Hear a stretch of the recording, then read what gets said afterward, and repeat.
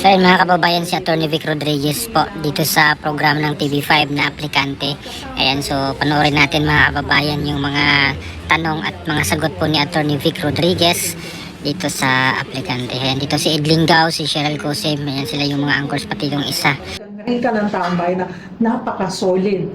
Ano ba yung pinakamabigat niyong dahilan sa pagtalikod sa kanya at pagiging kritiko ngayon?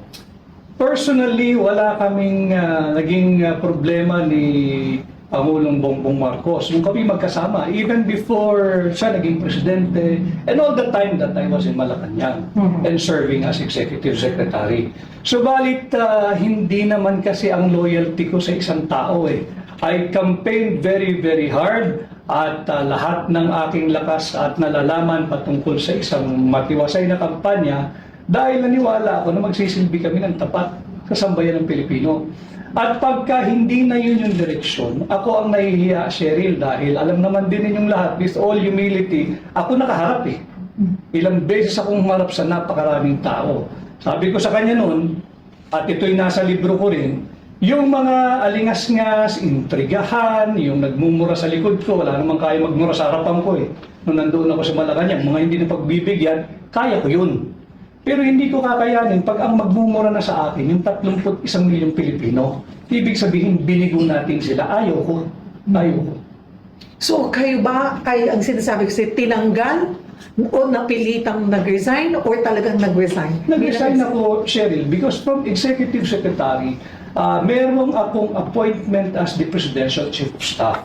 At prior to my appointment as Presidential Chief of Staff, ay napirmahan yung Administrative Order number 1. Yan ay officially released sa Malacanang Records Office. At yan ay nandiyan yan, naka-record yan.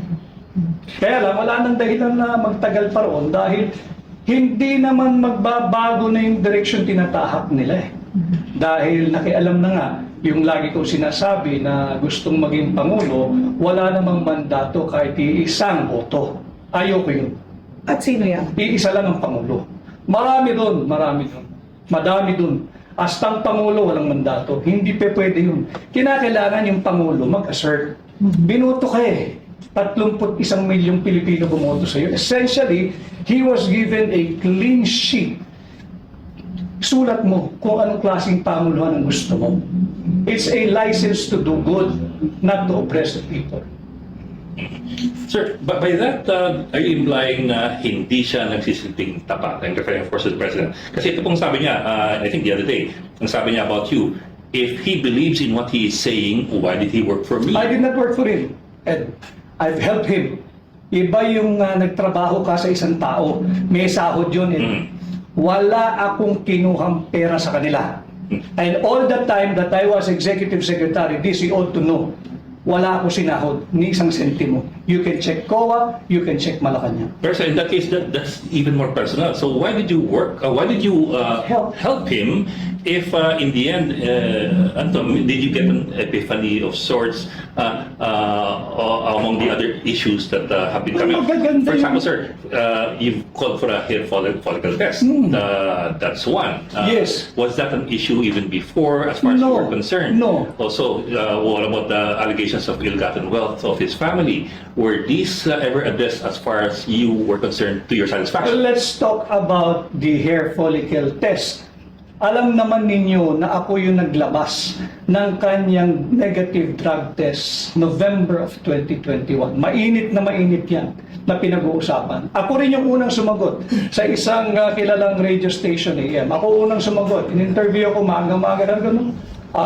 We don't feel alluded to. And then, merong resulta ng drug test. Ako nagdala sa PIDEA. Dapat yun PIDEA lang eh. I made my call, no? Daling ko ng NBI, daling ko ng Camp Crame. You know why?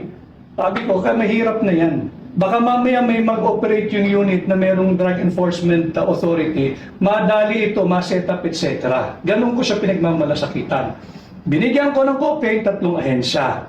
Ngayon, hindi mamatay-matay ang storya yan eh. Katangi-tangi, kanya lang yung storya yan eh. Nahihiya na rin ako din. Ang dami naniningil sa akin. Baka naman peke yung pinakita mo o nagpakita ka ng peke. Ed, yung salita ko pwede mong panghawakan. Kanya pagka may ganyan, para matapos siya, kung wala ka naman pangamba, di magsailalim ka sa drug test, ganun kasimple. Para nang sa ganun, kung negative ka, di salamat. Pwede pa rin panghawakan yung aking salita, yung kredibilidad ko, hindi malulusaw. Ngayon, pagka ikay nag-positive, problema mo yun. Harapin mo yung problema mo. But sir, that's a hypothetical eh. You've known him for a long time. You, well, not work for him, but sabi nga, you helped him Yes. from way back. So I suppose you know his character, his what he does. How he thinks about My that. ears were not, it's not a virgin. My ears, no. Naririnig ko yung usapin.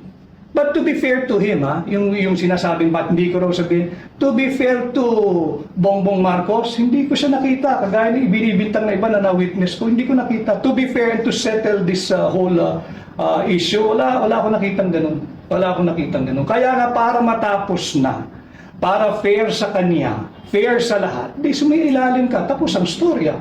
Ganun kasimple. And anyway, I stand by what I have said. Article 11, Section 1, public office is a public trust, and all public officials must at all times be accountable to the people. And it's the same article of the Constitution that they're using against their perceived critics or rivals in government. O sige, segue na ako from the Marcoses to accountability. Nabanggit na po niyo yan eh. Interested ako dun sa platform niyo, you want to lower the threshold for plunder, no? From medyo may maliit yun, 1 million. Baka katakot-takot maubos yung gabitan na natin. Sa buong kaibigan, sa 1 million. Nung mali ko na po si Attorney Vic, sabi niya pa 5 million. Kaya nagtaka ako, binaba niya na ngayon sa 1 million. May 500,000 na. Sinusubaybayan ko rin naman yung column mo, Ami, at galit ka rin sa mansala, nag-expose ka rin ng mga corrupt. Ang totoo naman talaga, kahit ang ordinaryong tao sa kalsada, galit sa corruption dahil sabi ko nga, yan ang alpha and omega ng maraming kahirapan nating Pilipino. And yes, the last time I was a guest ni Ms. Cheryl, ay 5 million 5 yan. million ba tayo nun? Wala pa dyan yung anomalous, illegal, immoral, unconstitutional, and criminal bicameral conference committee report. Sinasalaula pati yung proseso ng pagpasa ng budget 28 items blanco na nagkakahalaga ng 241 billion. Kaya sabi ko, baba na natin ito. Kung bababa mo lang din, baba mo na ng 1 million. And I think it will be a deterrent. It will serve as a great deterrent sa mga magnanakaw. And I believe, hindi na ipapasa yung posisyon sa kamag-anak Bakit? Nakaambay yung plunder Pagka kumati-kati ka may mot, nakialam ka riyan And then after that, I was saying, and I'm still advocating for it, balik natin yung death penalty doon sa lahat na makakasuhan at mapapatunayan na guilty sa kasong plunder. Nang sa ganun, hindi mo na pag-aari yung pwesto. Bakit? Hindi mo naman siguro gustong mabitay yung anak mo, yung asawa mo, yung mga sino pa sumunod sa iyo. Dahil wag mo nang pakialaman yung pera ng gobyerno. Yung death penalty, isang pinakamalaking hindrance dyan. Well, we are expecting very strong pushback from the Catholic Church, of course.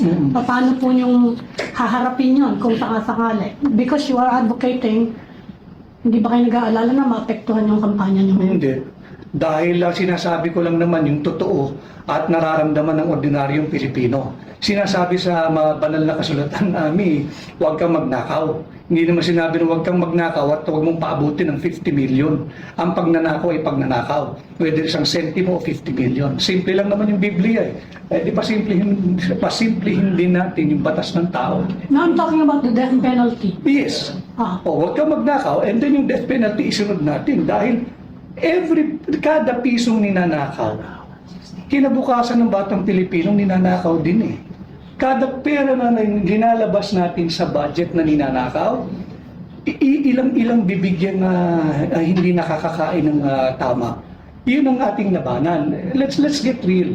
Ang problema natin talaga korupsyon Bata pa ako, yan ang naririnig natin. Hindi naman nabawasan nag-escalate pa Yes, sir. I think we all agree. Pero sir, my question is this is it the punishment, death penalty for 1 million pesos to be considered plunder, or is it the enforcement? Kasi in all those cases that we have the death penalty, ang mga na death penalty talaga. Mahirap, sir. Respectfully, si Pangulong Erap was convicted of plunder. Of course, wala na death penalty noon. But and even then, na-pardon pa.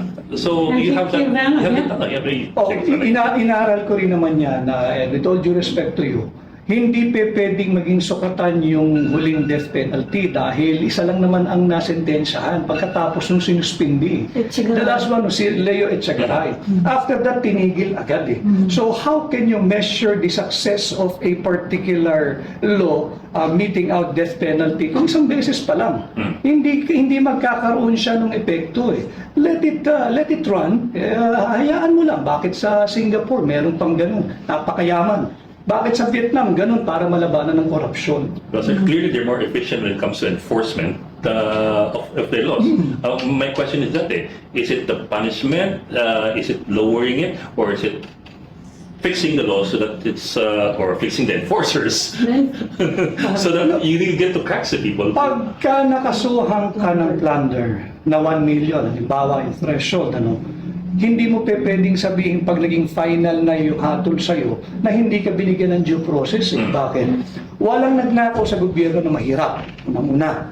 And you're going to get the best law firm or lawyers to represent you. Nandiyan na magta-trial kayo sa RTC o Sandigan Bayan. Pag natalo ka dyan, mag-a-appeal yan eh. All the way sa kung ano-anong korte hanggang Supreme Court. Eh pagka umabot ka sa sukdulan, guilty ka sigurado.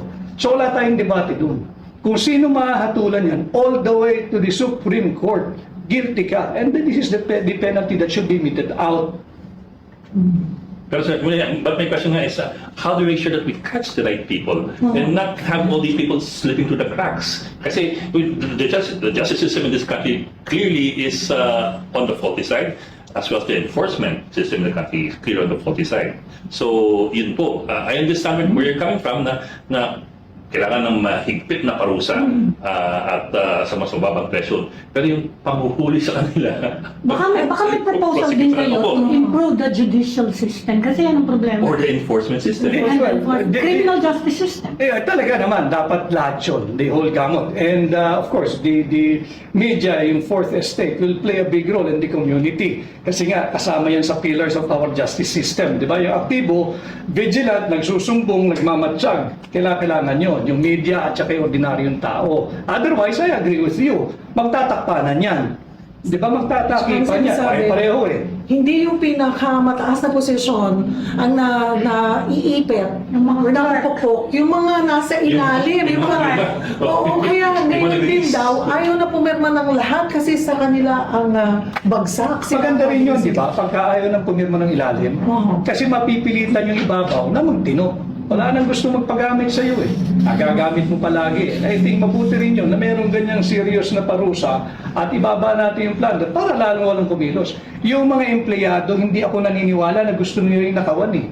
Kaya lang, employment driven sila eh. Pag hindi ka tanggalin kita. Hindi pipirma ka na lang, papagamit ka na lang. Pero pag pinalakas natin yung mga batas na kaukulan dyan sa corruption, I think, lalong magiging vigilant itong mga to. I'm sorry sir, hindi ko kaya ito. Ako mabibitay dito. Baka yung pa magsumbong. So ayan po mga kababayan, no? Ang mga sagot ni Attorney Vic Rodriguez dito sa mga tanong ng anchors ng TV5. So ito po yung kanilang program na aplikante doon sa mga senatoriables, no, na ini-interview nila. Ito po yung aplikante na program nila. So talaga namang natamimi sila mga kababayan sa mga sagot ni Attorney Vic Rodriguez doon sa kanilang mga tanong, no, bakit umalis po si Attorney Vic doon sa Malacanang. Ayan, at pati na rin po yung death penalty na gusto niyang maibalik, no, ay yung pababa doon sa amount ng plunder case kasi sa ngayon kasi 50 million yung at least na nanakaw, so gawin or gagawing 1 million ni Attorney Vic Rodriguez mga kababayan para matakot na magnakaw yung mga magnanakaw, no, kahit na 1 million sabi nga ni Attorney Vic, kahit piso yan or 1 million or 50 million, nakaw pa rin yan. Kaya gusto niyang ma-impose yung death penalty laban sa mga corrupt na mga kurakot na opisyalis ng gobyerno mga kababayan. At in-explain niya rin kung ano yung nangyari doon sa drug test result, no, ni Bongbong Marcos or ni President Bongbong Marcos noong 2021 kasi siya mismo yung nagbigay ng kopya doon sa NBI, doon sa PDEA. Ayan yung mga binigyan niya ng kopya pero gusto niya pa rin na mag-undergo ng hair follicle test, drug test, no, na transparent na gagawin ng independent na ano para once and for all daw ay maano po yung issue. matapos na at may paliwanag or maklear niya po yung kanyang pangalan if ever na negative po yung resulta. So yun po mga kababayan, no, napakagaling po ang explanation or mga sagot ni Attorney Vic Rodriguez dito po sa interview niya dito sa TV5 sa kanilang programang Aplikante. So ano pong opinion niyo mga kababayan, please comment down below, and maraming salamat. God bless po sa ating lahat.